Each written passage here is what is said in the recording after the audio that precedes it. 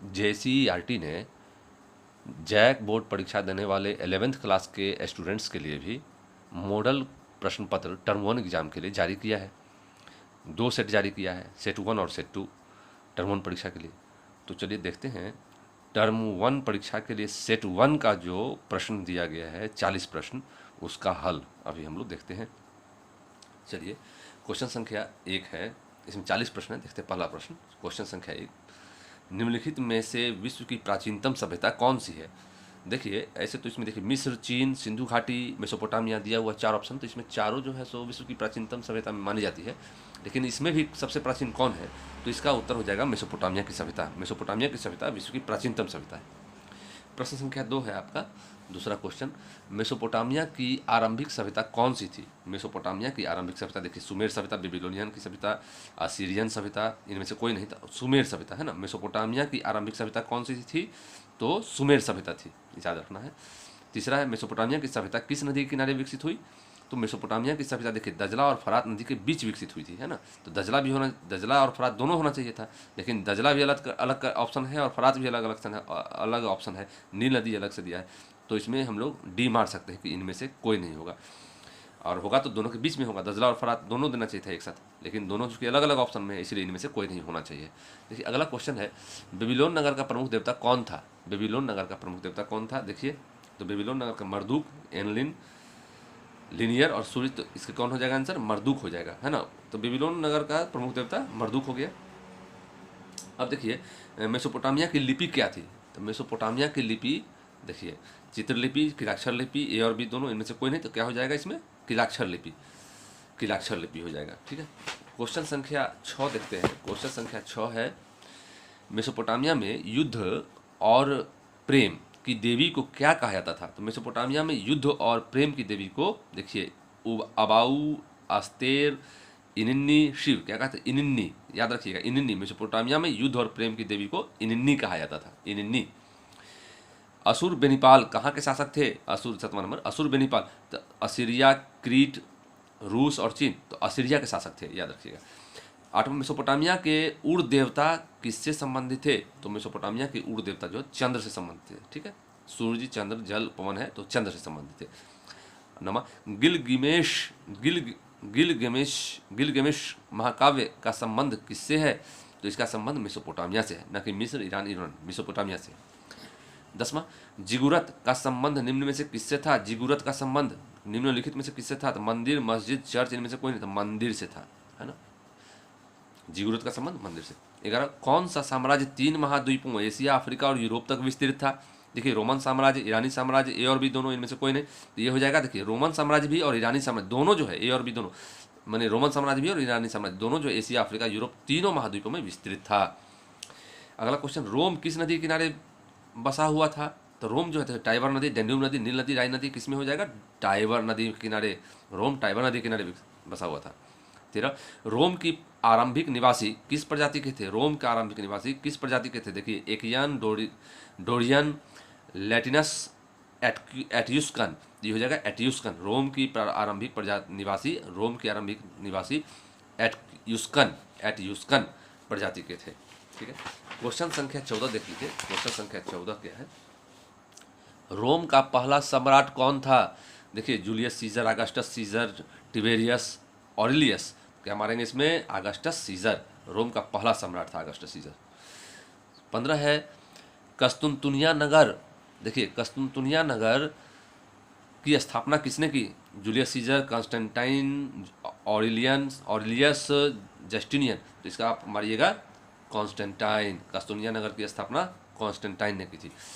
16 number, Roman साम्राज्य का प्रसिद्ध चिकित्सक था। रोमन साम्राज्य का प्रसिद्ध चिकित्सक देखिए हानिबल, गैलन, प्लिनी, टॉलेमी, बहुत ही पॉपुलर क्वेश्चन है ये 11th क्लास के लिए, इसका हो जाएगा गैलन, ठीक है ना। ग्लैडिएटर किन्हें कहा जाता था। 17 नंबर, ग्लैडिएटर किन्हें कहा जाता था। तो ग्लैडिएटर जो है वो देखिए सीनेट के सदस्यों, पुरोहितों, वेतनभोगी श्रमिकों, योद्धा, गुलाम पहलवानों को। तो योद्धा, गुलाम पहलवानों को, ये तलवारबाजी में भी बहुत प्रसिद्ध थे ग्लैडिएटर। तो ग्लैडिएटर किन्हें कहा जाता था, तो योद्धा, गुलाम पहलवानों को। 18 देखिए रोम साम्राज्य का प्रमुख भाषा क्या थी। तो देखिए लैटिन, हिब्रू, अंग्रेजी, रोमन, क्या हो जाएगा, लैटिन हो जाएगा रोम साम्राज्य की प्रमुख भाषा। 19 नंबर है, ड्रेसल 20 क्या था? ड्रेसल 20, मिट्टी का बर्तन, लोहे का बर्तन, कांच का बर्तन, पीतल का बर्तन, क्या हो जाएगा? मिट्टी का बर्तन, ड्रेसल 20। 20वां कोलोजियम। कोलोजियम था, क्या था कोलोजियम? कोलोजियम था एक सैनिटरी का नाम, एक इतिहासकार का नाम, एक अखाड़े का नाम, एक व्यापारी सैनिक का नाम। इसमें हो जाएगा एक अखाड़े का नाम, कोलोजियम एक अखाड़े का नाम था। 21 इस्लाम धर्म के संस्थापक कौन थे? हज़रत मोहम्मद, जिब्रील, अबू बकर, अली। क्या हो जाएगा? हज़रत मोहम्मद। इस्लाम धर्म के संस्थापक हज़रत मोहम्मद, ठीक है, इस्लाम धर्म के संस्थापक हज़रत मोहम्मद। चलिए क्वेश्चन देख लेते हैं 22। इस्लाम धर्म की स्थापना कहाँ हुई? तो इस्लाम धर्म की स्थापना मक्का, मदीना, यरूशलेम, बगदाद, कहाँ? बताइए। मक्का में हुई। 23 नंबर, इस्लाम में हिजरत किस घटना को कहा जाता है? पैगंबर मोहम्मद के जन्म को, जिब्रील द्वारा प्राप्त संदेश को, मोहम्मद साहब द्वारा मक्का से मदीना जाने को, मोहम्मद साहब की मृत्यु को। तो क्या हो जाएगा? मोहम्मद साहब द्वारा मक्का से मदीना जाने को हिजरत कहा जाता है। चलिए 24 पहले खलीफा कौन थे? तो पहले खलीफा कौन थे भाई? तो अबू बकर, उमर, उस्मान, अली। कौन हो जाएगा? चारों तो खलीफा ही थे, लेकिन पहला थे अबू बकर। याद रखिए 24 का ए हो जाएगा। इस्लाम धर्म के संस्थापक हजरत मोहम्मद साहब अरब कबीले की किस जाति से संबंधित थे?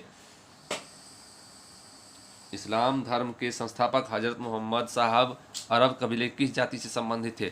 मंगोल, हून, बद्दू, फिनिशियन। तो ये हो जाएगा आपका बद्दू, ठीक है, ये बद्दू कबीले से संबंधित है।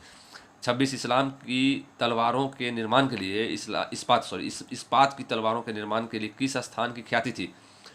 कार्डोवा, दमिश्क, काहिरा, बगदाद। तो ये हो जाए काहिरा, बगदाद।